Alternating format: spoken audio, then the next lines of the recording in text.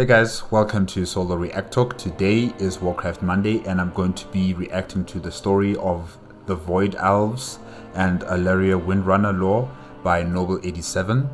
If you want to check out my previous reactions to other Nobbel87 videos, remember the playlist card for Warcraft Monday is at the top. Just click on it and you'll be able to access it. If you want to check out the original video as well as Nobbel87's YouTube channel, remember the links are in the description below. Yeah, I decided to look for something like this because I've been watching the audio series 1,000 Years of War that entails Alleria Windrunner as well as her partner Talarian, as they've been going through the Twisting Netherworld, as they've been joining the Warriors of the Light, and Alleria deciding that she doesn't want to follow the light side of things. She wants to further deepen her understanding of the void and becoming a shadow warrior, becoming someone who uses the void against the Burning Legion. And she has been going through some hardships in taking that decision. She has been separated from the person that she loves.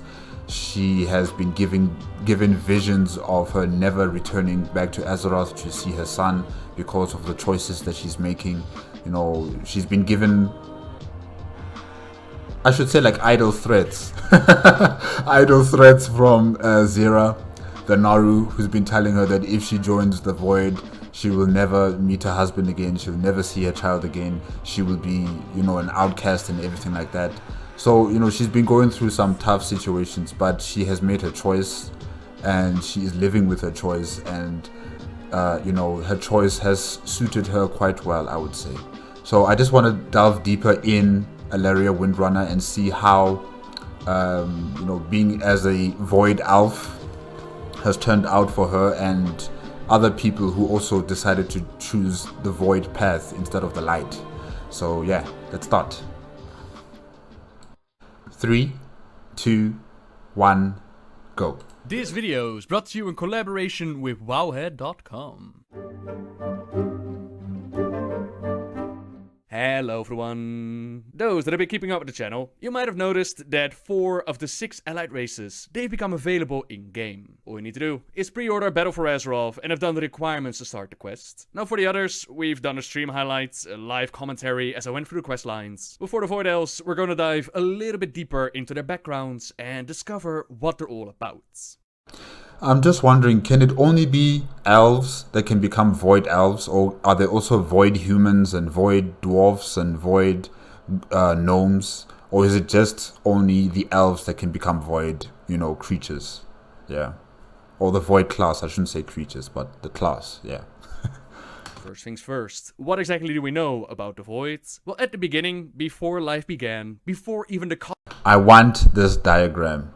I've seen it a couple of times in other videos, but I want it. I'm still trying to look for it on Google. If you guys know the name of this diagram, but the complete one where it shows, nature, it shows death, it shows, what is it? Chaos. Is it chaos? Yeah, I think it's chaos, and other things around it. Like, I want the complete diagram of this image that we're seeing right now. I'm still looking for it. Yeah.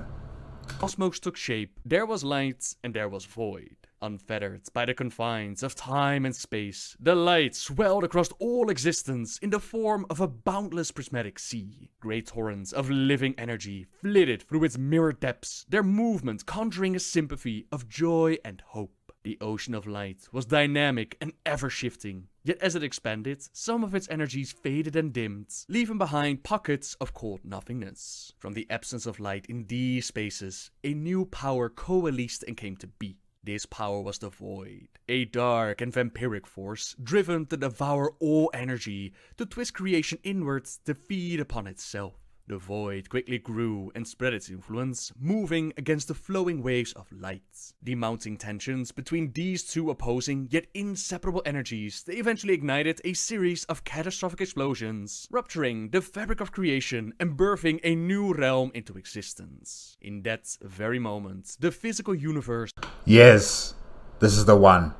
This is the one. I'm looking for this one. You see how it shows everything. interconnected, interwoven like that, with what is it? Time, disorder, order, death, shadow, light, wild gods, the burning legion, air, water. What is that? Fire, I think. All these things. I want this diagram. I really want this diagram. If I could buy it, I think I would. If I can find it like on what's the American version of Take-A-Lot? Amazon, yes. If I can find it on Amazon, I might, think about buying it. But definitely, I want this diagram. It's so beautiful. It's so detailed. It just makes me understand things a bit more easier in terms of, the overwhelming forces of the universe in World of Warcraft. The light and the shadow, or the void. Yeah. Was born. The energies of the light and the void exploded together. That is what gave life to the universe that we know, including some of its most powerful beings. The duality of void and light, that's probably best shown within the Naru, and while some say that their holy form is how they're supposed to be, others say that's actually their void side that is their true nature. The holy Naru, they've helped. I think both are the same answer, because the Naru can alternate, whether they go from the light and then they go to the void and then they go from the void going back to the light. So they alternate like that. I don't think there is one answer to who or what they are. Yeah. Velen and the Draenei escape from Argus and the Legion, but we've also seen Zera try to enforce the light upon Illidan. So good or evil is kinda subjective matter when it comes to these beings, all about the intent. Well still, I personally rather have the purifying light at my side, rather than the endless hunger of the void. Now when Anaru... I don't know, I mean, Alleria is doing quite well for herself with it, so it's possible to control it and to be one with it, with the void, and having those whispers in your mind. I get how insane you could go, but I think it would be good, really, to have such power. I don't know. Is weakened or falls ill. For example, when the Blood Elves started to drain the Naru Mu'uru of its holy light, they'll turn to the void, and if pushed further, they'll become a void god. Mu'uru became Entropius, a being we were forced to defeat, but with time, a Naru can heal and return to its holy state. That's a bit of background as to how the Void came to be, and we'll explain more later on. Now in the current time period, during the Nightborn recruiting questline, we discover that Liadrin is recruiting the Nightborn for the Horde and invites them to visit Silvermoon. Not only Philistra and the Nightborn made their way to Silvermoon, Alleria Windrunner also journeyed back home. But times have changed, and her former people, the High Elves, are now known as the Blood Elves, and they had to deal with a whole lot of trouble while she was away. She hasn't just come to Silvermoon out of love for this city, she also bears an offer from High King Anduin Rin. They don't disclose exactly what the offer is, but I think it's safe to assume that Anduin is trying to recruit the Blood Elves into the Alliance, and Lor'Vamar is not having it. I come bearing an offer from High King Anduin Rin. I had hoped your visit was motivated by a love for Silvermoon. Instead, you come at the behest of the Alliance's Boy King. How disappointing. Cutting words, Lor'Vamar. Are they yours, I wonder? Or has the dutiful ranger I knew become the mouthpiece of your war chief? You doubt my words, yet how can we trust your own? Do you... I remember seeing this cinematic. It was... I can't remember when exactly, but I have seen it before. And, Alleria went to the Silvermoon, to the, the well where they gain their magic. The well, it's not the Well of Eternity. The Sun Well, yes. Sorry, the Sun Well. Yeah, she went to the Sun Well and, she was getting closer to it, and then, void creatures started coming out and started, absorbing the energy from the Sun Well. I don't think it was intentional on her part. It's just that, because she is connected with the void, anything that's in the void probably sees what she sees and, feels what she feels. And as soon as she got close to the Sun Well, they immediately got to a frenzy and decided, we're going to consume whatever this energy is. So yeah, that's what happened, if I can remember correctly. Yeah. Deny that the Lords of the Void whisper to you? Did you not surrender yourself to the shadows on Argus? Dabbling with the void, maintaining control over forces that would drive most to madness, it raises suspicions among some, and the offer is rejected. Alleria would still very much like to see the Sunwell though, and despite Roma thinking that this is a very bad idea, Lorfmar will not deny her pilgrimage to the most sacred sites. The Sunwell has changed, but its beauty remains. It has been so long. Stay back! What is happening? This is why I demanded that Umbric and his radicals be exiled. Anyone who treats with the void is a danger to the Sunwell. I did not intend for my presence to... It was Velen who used the core of the Narumu Uru to reignite the Sunwell, giving the Blood Elves a chance at the future at the end of the Burning Crusade. It seems like that essence of the Naru, the light and the void, it's responding to those dabbling with the void. Nether Prince Durzan locates the vessel, Arun the Darkener is defeated, and the rift, the portal that Durzan tries to create, that is shut down with the combined might of Alleria, Romath and Phalistra. And for this action, she is further, ostracized from her community of blood elves, I wonder, since she is a void elf, could you also, say that she's a blood elf? Or is she just a void elf, and that's it? Like, you don't put in the blood elf as well under her race, if I can say that. Yeah, I'm just wondering about that. Runner is then ordered to go back to Stormwind, since her presence here it poses a danger to Quel'Thalas. And while her visit did not go as expected, she did learn some very valuable information. There are more out there, dabbling with the void, exiled for their studies. Lorfmar might have refused the offer, but perhaps these Blood Elves would be willing to join her and the Alliance. We do what we Lady must Windrunner. for those we... Okay, so you still do call them blood elves, but of course they delve into void magic and void knowledge, so you'd call them void elves. Alright. love. Please begin the search for your exiled kin. Perhaps our champion here can assist you. We will do our best to locate them, High King. Alleria went. Why does Tolarian look so... He's buff. Or maybe it's the armor, I don't know. Wow, okay. I would swear that he actually looks like King Anduin and King Anduin looks like someone else. I don't know. Oh, wow, okay. Runner was not always infused with the void like that. Once upon a time, she was actually a ranger captain for the High Elves and member of the Alliance of Lordaeron. Her journey, together with Turallion, that would take them away from their home world, their people and their son Arator, as they joined the Army of the Light in their war against Sargeras and the Legion. Where Turallion was already devoted to the light and under Zedda's guidance kept on following that path, Alleria did her best to join him, but her destiny was not to walk in the light, rather to embrace the shadow. Her first contact with these dark forces was when they raided a small Legion prison world. A living avatar shadow was able to wrap its incorporeal hand around Alleria's throat and slam dark magic into her mind, trying to kill her. Only an instant passed before she called down the light upon her attacker, but in that moment, when the touch of shadow had been upon her, her mind was transported elsewhere. She saw visions of herself walking upon the surface of Argus. A vision where she stood in front of the Emerald Star and felt its terrible warmth on her face, it reaching out to her and begging for help.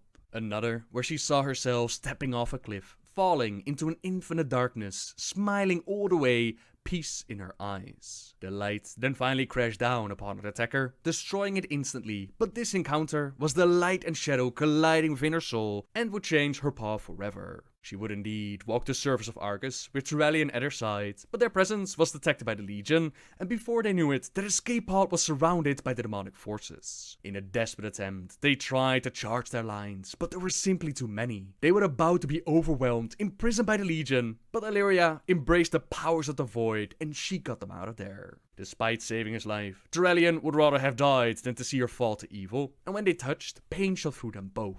The light and shadow cannot exist together, so where he returned to Zedda and the Army of the Light, she set out to learn how to endure the darkness, and she knew of the perfect teacher named the Locust Walker. The Holy Dreadlord Lofraction had told her about him, how he had become a master of the void, and this teacher was an Ethereal, a race Wow, that's what he looks like. Okay. Wow. of beings that did not always look like the mummy creatures as we see them today. Once upon a time, their world of Karesh came under attack by Dimensius the All-Devouring. He opened countless gateways into the Void and the Twisted Nether all around their planets, bathing Karesh in arcane and dark energies. In response, they used every scrap of their advanced technology to construct magical barriers around their cities, which did indeed block the dark energies, but the unimpeded flood of arcane energy, it tore away their corporal shells and infused their souls with enough energy so that they could subsist without a body. They started to bind themselves with enchanted. I mean, that sounds cool, but I don't think I would want to live like that. You know, I still want to feel my body. I don't want to live in this like corporeal energy kind of form. No. I mean, it's cool, but no thank you.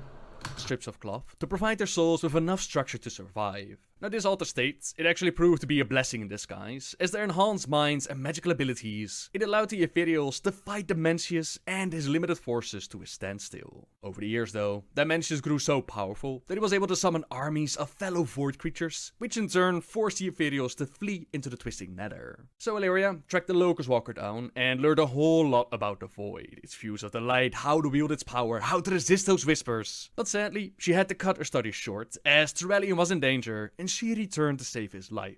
Despite that, Zera still did not approve of the path she had chosen, and since the elf refused to renounce the Void and pledge obedience to the light, they placed her in jail. Shortly after, that's where we come in, as we follow Velen back to his homeworld of Argus to take the battle to the Legion. We meet up with Tyrellian, the Army of the Light, and Alleria, who's been able to break herself out of jail, but she still worries about what Zera is going to do. Not to worry though, Illidan Stormrage, he has no interest in this enforced destiny placed upon him by the Naru, as he destroys her, claiming that there can be no chosen one and that only we can save ourselves. We have... Oh, okay, so Illidan did destroy, you know, Zera's body, if I could say that, but she will come back eventually, right? I don't think Naru actually die, or do they, like permanently?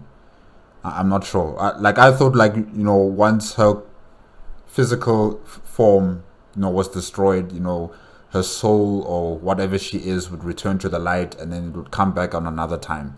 You know, like how the demons in the Twisting Netherworld, you know, the Burning Legion, you know, once you kill them outside of the Twisting Netherworld, they will go back to Argus and then, you know, they'll come back to life. So I'm thinking maybe it's something similar like that with the Naru, or maybe not. Yeah, I'm not sure about that. To carve out our own destiny, and for Alleria, that meant reuniting with the Locust Walker and finishing what she started. Can you, though? With your attachments? What are you talking about? Why, your mate, of course. How does he feel about your choices? Farewell. Tyrellian trusts me. I don't know, guys. I like the Locust Walker's voice in the audio series that I've, you know, been reacting to. I like his voice, not this one. This one is too ghostly sounding. I don't know. I don't really like it that well. You know, I like the previous one, the voice actor for the audiobook. To make hard decisions, and I him. I am not talking about trust. How can you expect to embrace the shadow with the light shining so brightly at your side? Without the light, there is no shadow, teacher. More of his kind were dabbling in the voids, but I like that she said that. She has a balance. Because I remember in the audiobooks, I mean, she could use the light and she could use the shadow as well. It's something that is totally different from all the other, between the other two opposing factions. You know, those who follow the void and those who follow the light entirely. They can't seem to reconcile the two forces. But for some reason, she can do it. And that's what I'd want, you know, as a future for those who are void elves or void walkers, and then also those who are the light warriors. You know, let them find a way to balance the two. Yeah, I think that would be amazing. I think what Alleria Windrunner has done here is innovative, and you know, it's just groundbreaking. Yeah. None of them worthy to follow in his footsteps. Instead, Alleria is still his best student, while the rest of them will simply be overtaken in their conquest of spreading the void and plunging the universe into darkness. Here we see them trying to cultivate the void, calling it to Argus, but we stop them, and after careful consideration, the Locust Walker decides to give Alleria a second chance. His people are busy summoning Only because the other students are dead.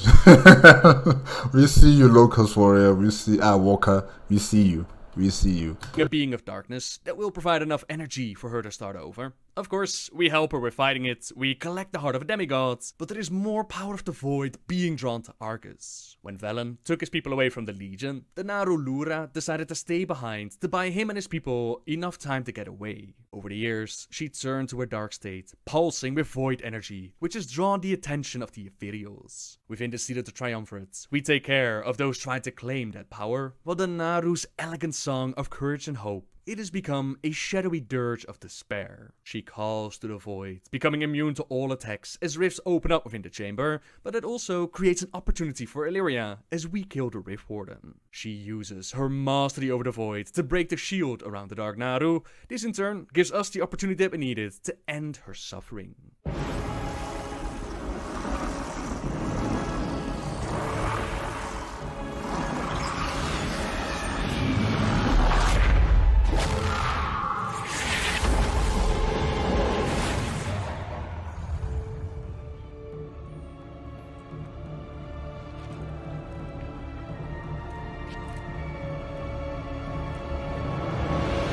You survived. Interesting. Yeah, I remember that cinematic as well. I've been told about what was going on there, but now that I'm fully understanding the Alleria's, path to what she has become, it's, even far more engageable for me. Yeah. How do you feel? The voices are louder now, more insistent, but they do not control me. You asked me to teach you to use the void as a weapon. Now that weapon is you. It seems my training is complete. Let's not get ahead of ourselves. We need to test the limits of this newfound power. Come. That happens off screen, but she is able to control the powers of the void, and she uses it to help us claim victory over Sargeras and the Legion. Back on Azeroth, we now have Blood Elves exiled from their city, trying to follow in her footsteps, trying to find their own way to the void, and perhaps they can become our allies. We follow the trail of Master Umbric through the Ghostlands, tracking down his notes, and as we go about, we discover that they were not the first ones seeking to harness the void. Darkon Drafir, trader of the High Elves, who sold his people to Arthas and actually allowed the Scourge to gain access to the Sunwell, which then in turn corrupted it as they resurrect Kel'Thuzad. He too went on the quest to seek the power of the void. Drathir's quest for power led him to seek the fragments of an ancient world, one teetering on the brink of the void itself. His note said it existed within a rift in the very fabric of reality. He never found this place, but I have succeeded where he failed. The way will soon be open to us. Drathir believed this rift held an ancient object of unspeakable might. Perhaps this will be the key that allows us to gain control over the shadows. Based on these notes, I believe I can reopen the passage to this world he spoke of. Let me see. Alleria reopens the passage to the world that he spoke of. We go to the Logres Rifts. Guys, I'm just wondering as well, Warriors of the Light, can they also open up rifts, rift gates to other worlds, like how, Alleria can do with her void magic? Because to me it seems like only those who follow the void are able to create rifts to other dimensions, So yeah, I find that also quite cool. I don't know, like I'm getting really interested in those who follow the void teachings of things. Yes, there are perils. Yes, it is, you would consider it, very risky and dangerous, but I think the benefits outweigh the negatives, I think. Yeah. Whew. Magister Umbric, I am Alleria Windrunner. Alleria Windrunner? How did... My, what an unexpected honor. My people and I heard tales of what transpired on Argus. I mean, look at this place. It's beautiful. I don't know about you guys, but I like the darkness. I like the stars like that. I like how everything is just so dark, and probably it's kind of like windy, maybe. I don't know. I just like how the environment is being shown here. It's just so different compared to how we see things on Azeroth and the real world, if you want to say it like that, you know, and how we saw Draenor or Outland. You know, this place is just so unique and it's beautiful. I like it. As you might imagine, we have a keen interest in your interaction with the Dark and Naru. Another time, perhaps. This champion and I have been searching for you. We know of your exile from Silvermoon and felt we shared common ground. Indeed. Like you, we believe the Void can be used to defend life rather than consume it. We have made great progress, Lady Windrunner, but many mysteries remain. Man, look at this. Just look at this. I'm in the ground, you know. It's so beautiful.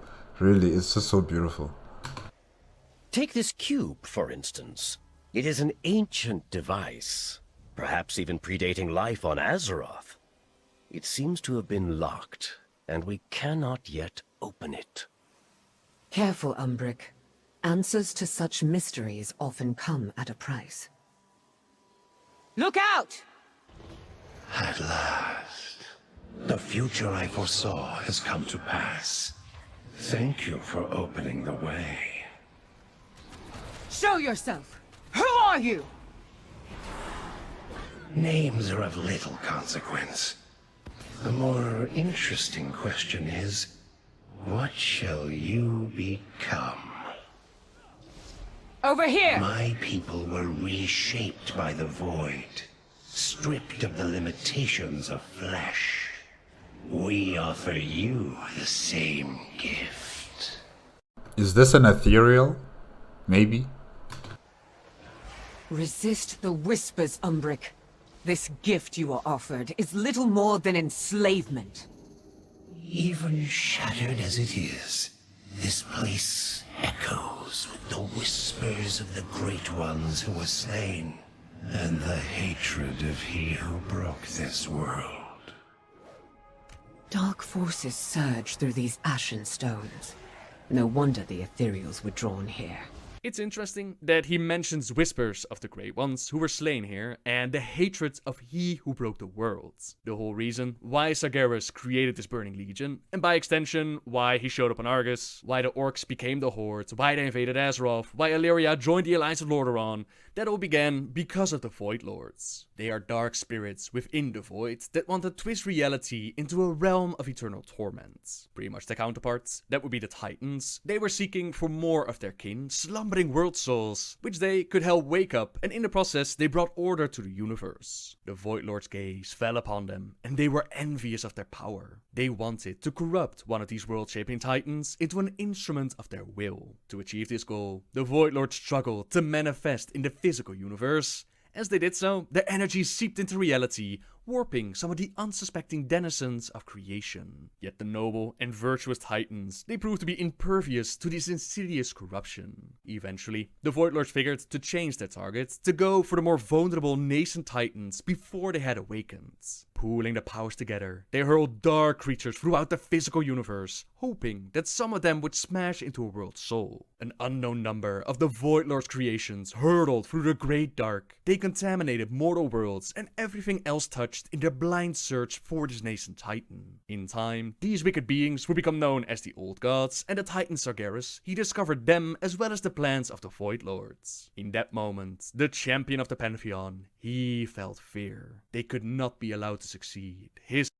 And I don't think we've actually seen any of the Void Lords. You know, we've seen the Old Gods, but we haven't seen any of the Void Lords. I wonder what do they look like exactly.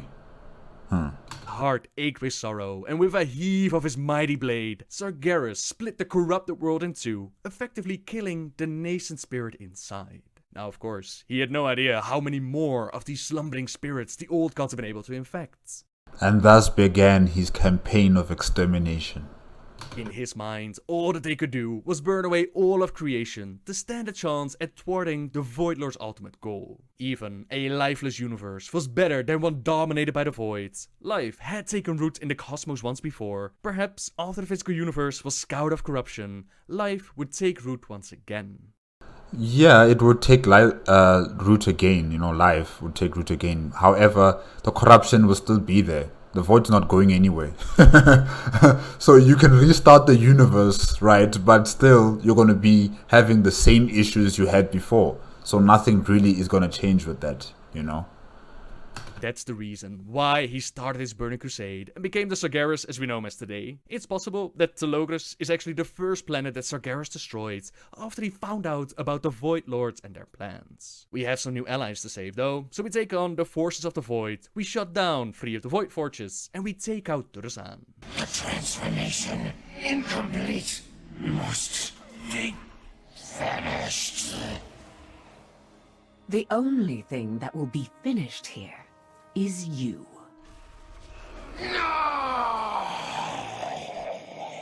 Alleria, champion. My people are free, but we have been changed. And the voices. Durazan tried to tear away your mortality, to make you like him, a slave to his hunger. But your fate is still your own, Umbric. I can teach you to quiet the whispers, to make the shadows serve you, instead of you serving them. My arrogance was nearly our undoing. I dabbled with powers far beyond my control. If you will train us, Alleria, we will follow where you lead. I sense the powers at your command. They are considerable. You would make valuable allies of the Alliance. Silvermoon turned its back on us long ago. Today, we are reborn, and it is fitting that we walk a new path. From this day forth, the Alliance has our loyalty. And in turn, I pledge to aid you on your journey. Our champion and I will inform High King Rin of this news. Then I will return, so that we can begin your training. I wonder how many Void Elves are there? How strong is the population? Because it's all nice and well that you guys are joining up with the Alliance, but when it comes to putting up a sizable number of warriors for the Alliance, I just wondered, are you guys able to do it, or is it still pretty much of a difficulty that there's so few of you, and like only 10 or 20 of you guys can join any kind of campaign with the Alliance? Yeah, I'm just wondering how big is the population of Void Elves? It will take some time for us to adjust to our new forms. We look forward to your return, Lady Windrunner. And champion, you have our deepest thanks. High King Rin, our champion and I found the Sindorai exiles. Like me, they have been changed by the Void. But their hearts and minds remain their own. I will be their guide. I will train them to control the whispers of shadow. In return, they will fight for the Alliance against all its foes. It may take time for these Void Elves to earn the trust of some in our ranks. But so long as they adhere to your teachings, they are welcome in the Alliance. You have done us a great service this day, Lady Windrunner. Champion, you have my thanks. It is an honor to serve once more, High King. For the Alliance. For the Alliance. The Void. A force of infinite hunger. Its whispers have broken the will of dragons, and lured even the Titan's own children into madness. sages and scholars fear the void. But we understand a truth that they do not. That the void is a power to be harnessed, to be bent by a will strong enough to command it. I think I have a will strong enough. Hopefully. Hopefully I do, because this is something I would want to journey into. You know, something I would want to delve into, definitely. So interesting. The void has shaped us, changed us, but you will become its master. Wield the shadows as a weapon to save our world and defend the Alliance. Aim true. Some will tell you that the light is the only path, the one weapon that can stop the enemies of Azeroth. But we see alternatives, many roads, many possibilities that are open to us. There will be those who doubt you, who question your resolve, your ability to harness powers that have caused the downfall of weaker wills. Together, we will prove them wrong. Use the lessons I have taught you to maintain control. Become a weapon for the Alliance, even as you skirt the edge of darkness. Welcome, friend. I am King Anduin Rin. As a new member of the Alliance, I wish to greet you personally. The Void Elves may be a recent addition to our ranks, but Alleria Windrunner is one of our greatest heroes. Under her tutelage, the powers you wield will aid our cause. These are troubled times for Azeroth. In the days to come, you will face many trials, fight many foes. Know that you are never alone against the darkness, for the Alliance stands with you. I look forward to hearing of your progress. Something tells me we will speak again soon. Safe travels. Though you walk among the shadows, you are a beacon of hope to us all. And that's how the outcast Blood Elves transformed into Void Elves and now joined the Alliance. Their transformation and path into the Void, it's a little bit different than that of Alleria, but at the same time, they too must master the Whispers and maintain constant focus and discipline. One must wonder though, if Darkan Drafir was dabbling with the powers of the Void, did their Whispers actually influence his choices? Did the Void Lords plan ahead and want the Sunwell to become corrupted, so that in time it could be reignited with a core of a darkened Naru? Alleria, during her training, has seen some visions. Is that a void mount? I mean, if it is like a void mount, then it's cool. I mean, I like how the feathers are, you know, having that kind of like starlight and purple and black kind of color to it like that. It's amazing. That is so cool. Part of them from the perspective of the Void, but some also described as destiny. It's like a giant ostrich with void magic or something.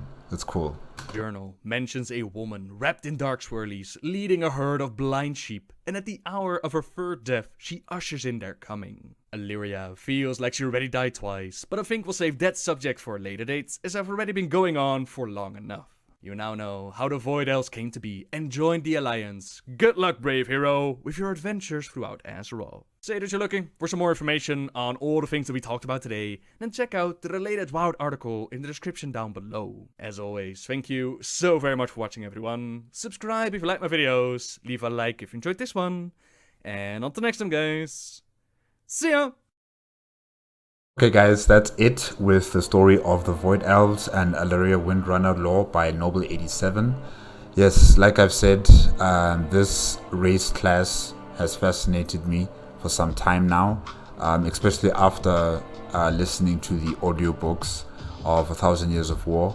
And yeah, I'm actually quite happy for Alleria that, you know, that she has other elves who are also part of her decision, you know, in joining the Void and becoming a shadow warrior, you know, a shadow, someone who uses the shadows as a weapon, and instead of it, you know, controlling her. So I'm very happy that she has her own people, and you know, she lives in a place called the Talgoros Rift. I wish it was more like a planet. The place just looks like, you know, scattered rubble everywhere, you know, scattered pieces of rock. It kind of reminds me of Outland, in a way. You know, how also Outland is a shattered world, and you just see floating pieces of land everywhere and stuff like that. So yeah, it's kind of like that. It's just that it has a different dark theme to it, you know, and it's very nice. I like the stars. I like the atmosphere around the place. It's dark and purple in color with white, I mean, with glittery stars here and there, even on the ground. Like everything there is just so magical and mystical about it, and it just reminds me of like a dream world or something. Maybe that's why I'm so attracted to it as well. This Rift universe that, you know, the Void Elves live in. Yeah, you know, I've always said that I wanted to become a Shadow Priest should I ever play World of Warcraft, but I'm thinking that maybe, you know, I would want to become a Void Elf who is a mage or a priest, or maybe like a Death Knight, a Void Elf Death Knight. Yeah, you know. I just find the race so interesting, and you know, all these sub races of the elves. I mean, they have so many now. I'm just wondering whether humanity can also become void walkers or void masters, like, you know, the Void Elves. I'm just wondering about that, because I only saw elves there who were dealing with this, and yeah, I'm just wondering whether other races can also become void creatures. But yeah, guys, that's it for today. If you liked the video, remember to give me a like, comment, and subscribe to my channel. Click on the notification bell if you want to be up to date with my latest videos. If you want to check out the original video as well as Nobbel87's YouTube channel, remember the links are in the description below. And I will see you next week Monday. Okay? Bye-bye.